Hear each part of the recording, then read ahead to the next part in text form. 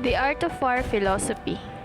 The Art of War is an ancient Chinese military treatise dating from the spring and autumn period in 5th century BC. The work, which is attributed to the ancient Chinese military strategist Sun Tzu, also called as Master Sun, is composed of 13 chapters. Each one is devoted to a distinct aspect of warfare and how that applies to military strategy and tactics.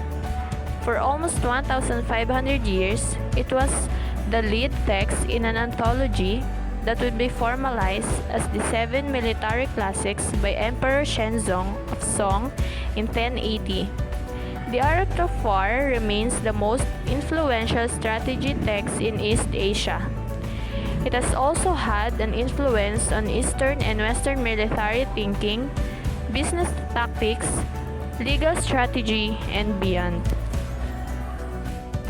6 Principles of Sun Tzu and the Art of Business.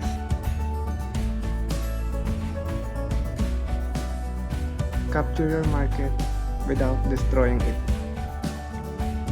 Generally in war, the best policy is to take a state intact.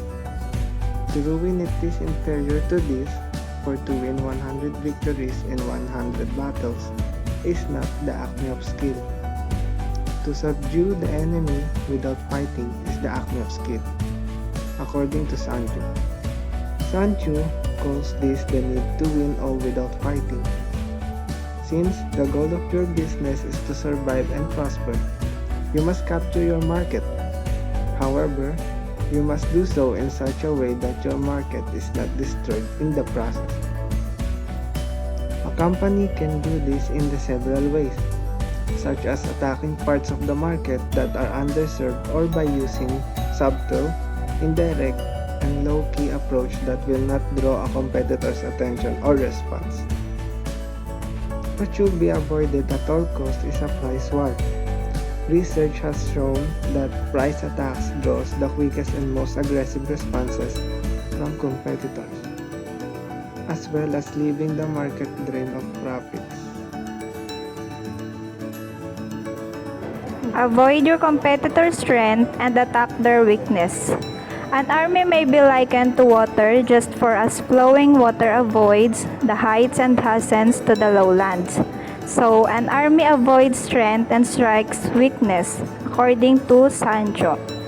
The Western approach to warfare was spilled over into business competition, leading many companies to launch head-on, direct attacks against their competitors' strongest point. This approach to business strategy leads to battles of attrition, which end up being very costly for everyone involved. Instead, you should focus on the competition's weakness, which maximize your gains while minimizing the use of resources. This, by definition, increase profits. 3. Use foreknowledge and deception to maximize the power of business intelligence. Know the enemy and know yourself. In 100 battles, you will never be in peril. Sun Tzu.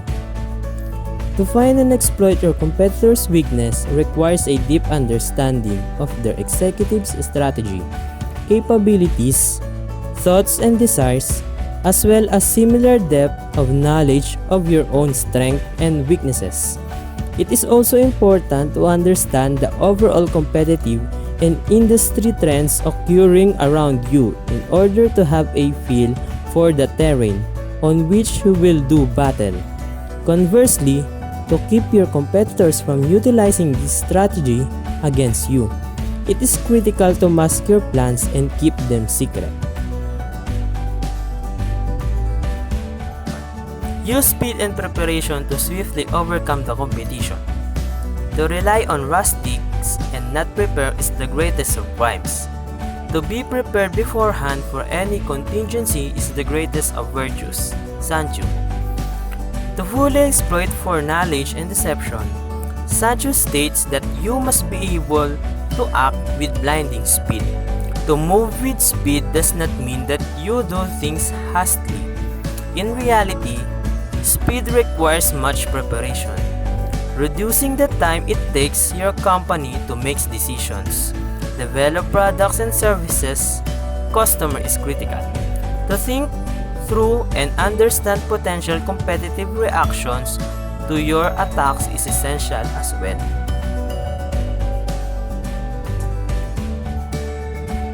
Use alliances and strategic control points in the industry to shape your opponents and make them conform to your will. According to Sun Tzu, therefore those skilled in war bring the enemy to the field of battle and are not brought there by him. Shaping your competition means changing the rules of contest and making the competition conform to your desires and your actions. It means taking control of the situation away from your competitor and putting it in your own hands. One way of doing so is through the skillful use of alliances. By building a strong web of alliances, the moves of your competitors can be limited. Also, by controlling key strategic points in your industry, you will be able to call the tune to which your competitors dance.